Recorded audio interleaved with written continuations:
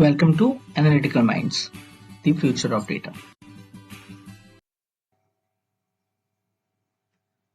Hi friends, स्वागत है आप सभी का हमारे चैनल के एक और नए वीडियो में।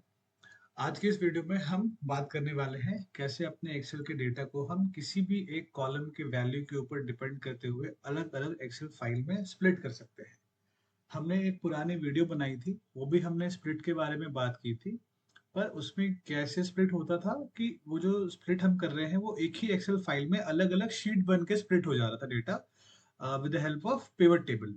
अगर आपने वो वीडियो नहीं देखा है तो मैं डिस्क्रिप्शन बॉक्स में उसका लिंक दे दूंगा, आप वहां से जाके देख सकते हैं। आज की इस वीडियो में हम बात करने वाले हैं स्प्लिट की ही, बट ये जो स्प्लिट होगा ये अलग अलग एक्सेल फाइल्स में स्प्लिट होगा और ये हम वीबीए कोड के थ्रू करेंगे। सो जो पुरानी वाली वीडियो है वो थोड़ी सिंपल है, वो पिवट के थ्रू है, एक ही एक्सेल फाइल में है, बट यहाँ पे अलग अलग शीट बनेगी और वीबीए के थ्रू बनेगी। सो एग्जाम्पल के तौर पे अगर आप देखो तो आपकी स्क्रीन पे जो आपको डेटा विजिबल है, जिसमें हमारे पास कस्टमर की आईडी, फुल नेम, जेंडर और बहुत सारी इंफॉर्मेशन है। अब आप ये एग्जाम्पल के तौर पे समझो कि आपको अगर ये स्टेट वाइज डेटा किसी को भेजना है एक्सेल में ही, तो अलग अलग फाइल्स बना के, तो आप बार बार फिल्टर करोगे, फिर उसको उस नाम से सेव करोगे जो स्टेट का नाम है, राइट। फिर आप उसको उसको भेजोगे। तो स्प्लिट करने में अगर बहुत ज्यादा डेटा है तो ये काफी ज्यादा टाइम टेकिंग आपके लिए हो सकता है। तो इसको हम थोड़ा सिंप्लीफाई करते हैं वीबीए के थ्रू, जिससे कि खुद ही आपको डेटा स्प्लिट होके उसी स्टेट के नाम से वो फाइल भी सेव हो जाएगी और आपको मिल जाएगी। तो इसके लिए हम वीबीए का यूज करेंगे। तो मैं आपको एक बार अपना पहले कोड दिखाता हूँ। कोड देखने से पहले आप ये देखो कि हम इसको स्प्लिट करेंगे कॉलम ई से, जिसपे हमारे स्टेट के नाम है। हमारे पास यहाँ पे 4 स्टेट्स हैं, ठीक है, कैलिफोर्निया, नेवादा, ऑरेगन और वोइम करके, ठीक है। तो हम इस स्टेट के कॉलम के बेसिस पे अलग अलग फाइल्स बनाएंगे, मतलब एक हमारी फाइल होगी कैलिफोर्निया की, एक होगी ऑरेगन की, इसी तरीके से बाकी और 2 हमारी एक्सेल फाइल्स बनेंगी। और उस एक्सेल फाइल को सेव करने के लिए हमें एक पाथ डिफाइन करना पड़ता है। तो हमने अपने इसी डेटा वाले टैब के, शीट के टैब के बगल में एक और शीट ऐड कर ली है, जिसमें हमने एक पाथ दिया है, जो कि आप अपने हिसाब से यहाँ पे पेस्ट कर सकते हो, राइट। और ये जो आप एक्सेल स्प्लिट करोगे, ये इसी वाले लोकेशन पे जाके सारी फाइल्स को सेव करेगा। यहाँ हमने एक बटन ऐड किया है, जो कि आप इंसर्ट करके एक कोई भी शेप ऐड करके कर सकते हो, और फिर वहां पे हमने उस अपने मैक्रो को उस बटन पे असाइन कर दिया है, जो कि क्लिक करते ही वो हमारा काम कर जा रहा है, राइट। आप इस तरीके से राइट क्लिक करते हो शेप इंसर्ट करने के बाद, और आपको यहाँ पे असाइन मैक्रो का ऑप्शन आता है। तो यहाँ पे हमारे पास एक ऑलरेडी मैक्रो बना हुआ है, हमारे वीवीए में तो विजिबल है। आप पहले कोड देख लो, जब आप वो कोड बना लोगे तो आपको भी ये मैक्रो विजिबल हो जाएगा। तो आप ऐसा ही एक शेप बस इंसर्ट करके उस पर ये मैक्रो असाइन कर सकते हो।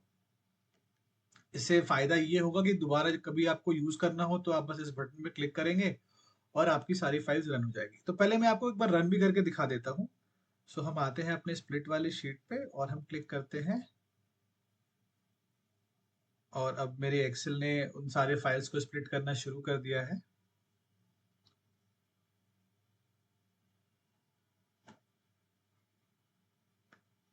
और जब पूरा स्प्लिट खत्म हो जाता है तो हमें एक पॉपअप आता है which says file successfully splitted. ठीक है, अब हमें कुछ नहीं, बस ओके कर दो आप। अब हम अपने इस बात पे चलते हैं, जो कि हमारे वन ड्राइव पे डेस्कटॉप पे एक्सेल एकेडमी के अंदर एक स्प्लिट शीट के नाम से एक फाइल बनी हुई है। सो वो ये पाथ हमारा यहाँ रहा, डेस्कटॉप पे एक्सेल एकेडमी स्प्रेडशीट। आप देखो हमारे पास अलग अलग उन स्टेट्स के नाम से फाइल बन गई है।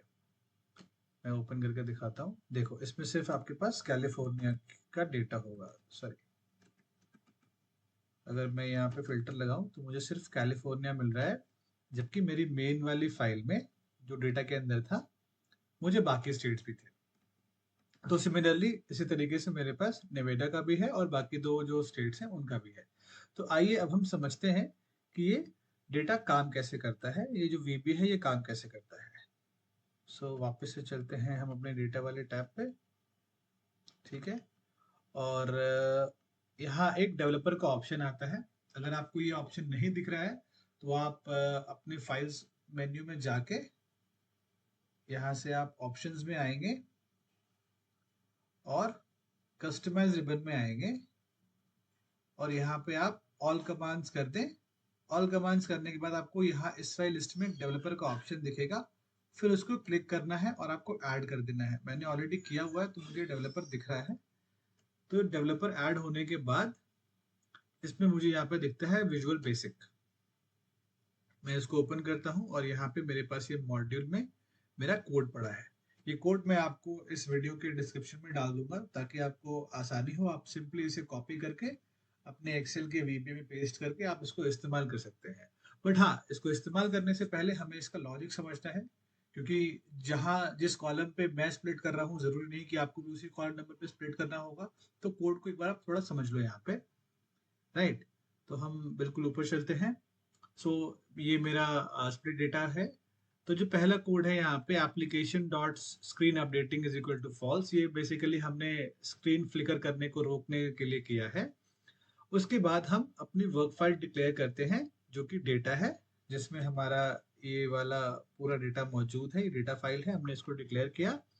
उसके बाद अपनी हम स्प्रेडशीट को भी डिक्लेयर करते हैं जिसमें हमने वो पाथ रखा है और हमने वो मैक्रो पे बटन, मतलब बटन पे मैक्रो असाइन किया है जो कि हमारे फाइल को स्प्लिट करता है।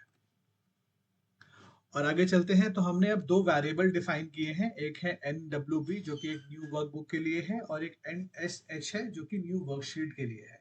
सो ये जो वेरिएबल है ये क्रिएट होता रहेगा और मैक्रो इसको खुद ही बंद करता रहेगा, तो आपको इसके बारे में बहुत सोचने की जरूरत नहीं है। फिर क्या है कि हमने जो हमारा रेंज है, ठीक है, स्प्लिट वाली शीट में ए का जो रेंज है, तो ये काम कैसे करता है कि ये जो हमारा ए कॉलम है स्प्लिट वाली शीट के अंदर, तो यहाँ से जो, जैसे फॉर एग्जांपल मैंने ई रखा है, तो ई वाला पूरा डेटा ये कॉपी करके हमारे स्प्लिट के ए वाले कॉलम में लाता है।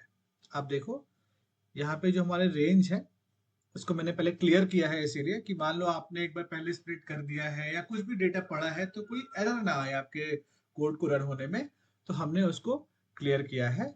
उसके क्लियर करने के बाद जो हमारी डेटा वाली फाइल है उसमें से अगर कभी भी आपने कोई फिल्टर लगाया हो तो जो हमारा ये VBA का कोड है ये उसको ऑटो फिल्टर मोड को हटा देगा। अगर कोई भी फिल्टर लगा हुआ है तो फिल्टर भी रिमूव हो जाएगा, राइट। अब क्या हो रहा है, अब डेटा वाली शीट से जो रेंज है मेरी ई, यानी ये वाली पूरी रेंज है ई, इसको मैं कॉपी कर रहा हूँ स्प्लिट वाली शीट के A1 पे, राइट। मतलब ये जो पूरी फाइल है ये मेरी कॉपी होके आ जाएगी स्प्लिट वाली फाइल के A1 पे।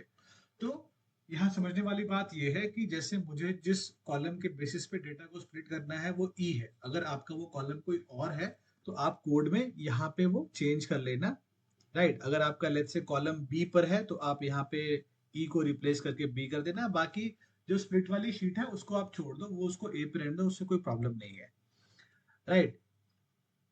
उसके बाद जब हमारा डेटा डेटा वाली फाइल से कॉपी होकर स्प्लिट वाली फाइल में आ जाता है, उसके बाद हम सारे डुप्लीकेट्स को रिमूव करते हैं। क्यों? क्योंकि हमारे पास जैसे कैलिफोर्निया की बहुत सारी एंट्री होगी, हर मतलब मल्टीपल एंट्रीज हैं एक एक किसी भी पर्टिकुलर वैल्यू के ऊपर, तो हमें उसको रिमूव करना है, उसके सारे डुप्लीकेट्स। तो आप यहाँ पे देखो इस लाइन में स्प्लिट की जो फाइल है उसमें जो रेंज ए है, ए से ए जो हमने कॉपी किया है अपनी डेटा वाली फाइल के ई से, उसके सारे जो डुप्लीकेट है वो रिमूव हो जाएंगे। डुप्लीकेट रिमूव होने के बाद हमारे जैसे फॉर एग्जांपल स्टेट के सारे यूनिक वैल्यूज हमारे पास आ गए। अब यहाँ से फिर हमारा कॉलम का लूप शुरू होगा, ठीक है। अब यहाँ पे हम एक फॉर लूप चलाएंगे आई के लिए, राइट, जो कि हमारा पहली बार आई की वैल्यू होगी 1, क्योंकि हमारा जो ये ए है, राइट, यहाँ से हमारे काम करना शुरू करेगा, ठीक है। तो उसके बाद सॉरी आई की वैल्यू होगी 2, क्योंकि हमारा यहाँ पे हेडर आएगा और सेकंड वाले इस पे A2 पे हमारी पहली वैल्यू आएगी, राइट। अब क्या करना है, अब हमारे यहाँ से आप देखो आई की वैल्यू रन होती है, ठीक है, स्प्लिट वाली फाइल के अंदर, राइट। और जो हमारा जो डेटा वाली शीट है जो उसकी रेंज है ऑटो फिल्टर 5, अगर आप देखो डेटा पे तो ये कॉलम 1 2 3 4 और 5, यानी ई जो कॉलम है वो 5 है। तो यहाँ पे हमने वो ऑटो फिल्टर यहाँ पे 5 पे रखा है, ठीक है। तो आपको दो चीजें चेंज करनी है। अगर आपका कॉलम मेरे कॉलम से डिफरेंट है, जो कि ऑब्वियस ही है, होगा, जरूरी नहीं कि मैं जिस कॉलम पे स्प्लिट करूँ आप भी उसी पे करेंगे। तो आपको दो चीजें ध्यान रखनी है। एक, यहाँ पे आपको ई को चेंज करना है, अपने कॉलम वाले नेम के ऊपर यूज करना है। और उसके बाद उसी कॉलम का आपको यहाँ पे न्यूमेरिकल वैल्यू, जैसे ई का 5 होता है, तो आपका अगर बी है तो 2 होगा, सी है तो 3 होगा। आपको ये दो चीजें सिर्फ इस कोड में चेंज करनी है। ठीक है। मैं जो एक्सप्लेन कर रहा हूँ ये आपको समझाने के लिए है, ताकि आप कभी अगर बहुत दिन बाद इसको यूज करो, आप समझ ना पाओ कि मुझे कहाँ चेंज करना है, तो ये वीडियो आपको हेल्प करेगी। अब क्या है, मेरी न्यू वर्कबुक क्रिएट हो रही है। उस वर्कबुक के अंदर एक वर्कशीट बन रही है, राइट।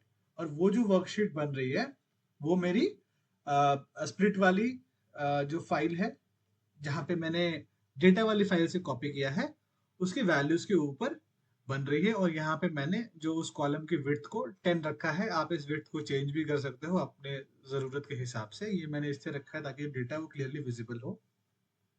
ठीक है। और अब फाइल तो मेरी क्रिएट हो गई, अब वो सेव कहाँ कर रहेगा, तो वो जो न्यू बुक वर्कबुक है वो सेव करेगा हमारे स्प्लिट वाले पे H6 वैल्यू के ऊपर। यानी जो स्प्लिट वाली फाइल है, इसका H6 जो मैंने ये पाथ दिया हुआ है, ये इस वाली फाइल लोकेशन पे मेरी नई वाली फाइल को सेव करेगा। ठीक है। अब देखो, और उसके बाद वो फाइल क्लोज हो जाती है। फिर आई की वैल्यू नेक्स्ट हो जाएगी, यानी अब आई की वैल्यू हो जाएगी 3। यानी जो पहली वैल्यू थी A2 पे, उसके बाद जो नेक्स्ट वैल्यू होगी उसके हिसाब से फिर ये लूप रन करेगा। फिर एक नई फाइल बनेगी, उस फाइल को वो फिर उसी स्प्लिट शीट में जो H6 पे वैल्यू स्टोर्ड है उस पे उसको सेव करेगा। ठीक है। और ये सब करने के बाद जो स्प्लिट वाली फाइल पे हमने ए में जो हमारे सारे ये कॉलम ई से वैल्यूज उठ के आती हैं, उसको हमने यहाँ पे कर दिया है क्लियर। और एंड में आपने देखा होगा कि मैसेज आता था फाइल सक्सेसफुली स्प्लिटेड। तो ये आप चेंज कर सकते हो। ठीक है। मैं चलो एक एग्जांपल भी दिखाता हूँ। इसको हम चेंज करते हैं, हम लिख देते हैं सिंपल यहाँ पे जॉब डन। मैंने इसको किया सेव। अब मैं इसको करता हूँ बंद, और वहां से मैं देख लूँ फाइल्स को मैं एक बार डिलीट कर देता हूँ। अच्छा, एक हमने फाइल खोल रखी है, कैलिफोर्निया की खुली है, इसको भी हमने बंद किया। ठीक है। और अब इसको ड्रैग इन करते हैं, वो फाइल हमारी सारी डिलीट हो गई। अब मैं वापस से एक बार स्प्लिट करता हूँ। ठीक है।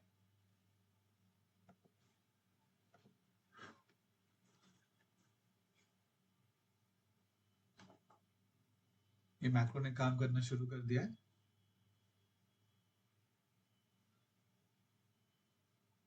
जॉब डन देगा, हमने वहां चेंज किया, रिफ्लेक्ट हो गया। तो जैसे आप ये कोड अपने विजुअल बेसिक में डाल लोगे, तो आपका वो ऑटोमेटिक एक मैक्रो बन के आ जाएगा, इस नाम से आ जाएगा। आप उसको चेंज भी कर सकते हो। तो अगर आपको किसी ऐसे बटन पे असाइन करना हो जो थोड़ा इजी हो आपको यूज करने में फ्यूचर के लिए, तो आप यहाँ इंसर्ट पे आओ, एक कोई भी आप एक शेप ले लो, राइट। ये हमने शेप ले लिया यहाँ पे। और आप यहाँ पे कुछ भी ऐसा माइक्रो लिख दो अपने हिसाब की चीजें, और फिर इस पे राइट क्लिक करके असाइन मैक्रो करके इसको आप इस पे असाइन कर दोगे, तो ये बटन आपका काम करने लग जाएगा एज ए मैक्रो। तो मैं उम्मीद करता हूँ कि इस वीडियो से आपको बहुत हेल्प मिली होगी, क्योंकि हमें काम करने में एक्सेल पे ऐसी ज़रूरत आ जाती है कि हमें अपनी फाइल को स्प्लिट करना होता है, तो हमारे लिए बड़ा टाइम टेकिंग वो हो जाता है। सो आप सिंपल इस कोड को पिक कर लो हमारे डिस्क्रिप्शन बॉक्स से, और जो मैंने दो चीज़ें बताई हैं वहाँ अपने हिसाब से आप वैल्यू चेंज कर लो। और अगर आपको कोई प्रॉब्लम आती है तो प्लीज़ आप हमें कमेंट करके बताओ। अगर आपको और ऐसे ही इंटरेस्टिंग तरीके चाहिए एक्सेल यूज़ करने के लिए, तो हमारे चैनल को आप सब्सक्राइब कर लो। वीडियो अच्छी लगी है तो इस लाइक ज़रूर करना। Thank you so much.